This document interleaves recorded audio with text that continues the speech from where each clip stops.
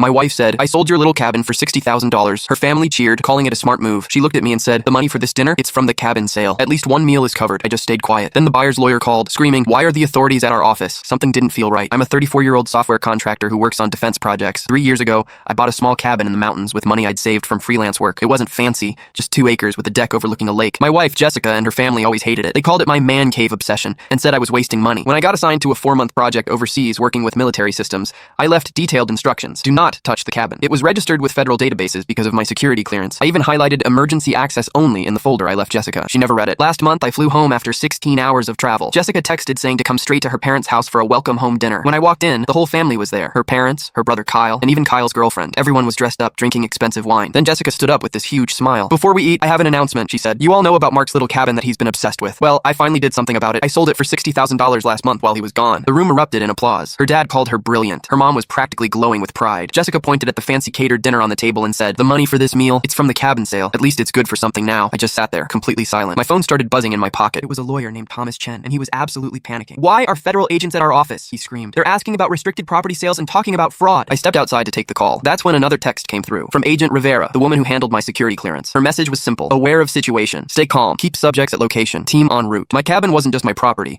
Because I work on classified defense projects, it was registered as a federal asset. You can't sell it without special authorization. Jessica had forged my signature on all the documents. I walked back inside. Jessica was showing everyone the paperwork, bragging about how she'd practiced my signature for 3 days. Her brother was laughing about how perfect the forgery looked. Her parents were already planning how to invest their share of the money. Then I saw the headlights. 3 black SUVs pulled into the driveway. 6 federal agents walked in, led by Agent Rivera. The room went completely silent. "Jessica Martinez," Agent Rivera said, holding up her badge, "you're under arrest for wire fraud, forgery, and unauthorized sale of federal property." Jessica's wine glass shattered on the floor. Her mom started screaming. Her dad tried to argue, but another agent told him to sit down. They handcuffed Jessica right there at the dinner table. The agents photographed everything. The forged documents she'd been showing off, the expensive dinner bought with stolen money, even the celebration itself. But here's the part that really destroyed them. The investigation didn't stop with Jessica. Agents found out she'd been stealing from our joint accounts for years. The $60,000 from the cabin was just the tip. She'd taken over $200,000 total, giving money to her parents and brother for their investments and vacations. They all knew the money came from me, but nobody questioned it. Jessica got 4 years in federal prison. Her parents got 2 years each for receiving stolen funds. Kyle flipped on everyone to avoid jail time. He's on probation and his girlfriend left him. The divorce was finalized last week. I got everything. The house, the savings she hadn't stolen, even her mom's precious family china that was supposed to go to Jessica, and my cabin. The federal government upgraded the entire property as part of the restitution. New security system, renovated kitchen, extended deck. It's worth $200,000 now. I'm sitting on that deck right now, drinking coffee in complete silence. No more family dinners where I'm ignored. No more listening to them celebrate while dismissing everything I've accomplished. Sometimes the best revenge is just staying quiet and letting people confess their crimes to federal agents. Update. For those asking, yes, the buyers got their money back through the restitution fund. They were completely innocent and had no idea. And no, Jessica hasn't stopped writing me letters from prison. I don't read them.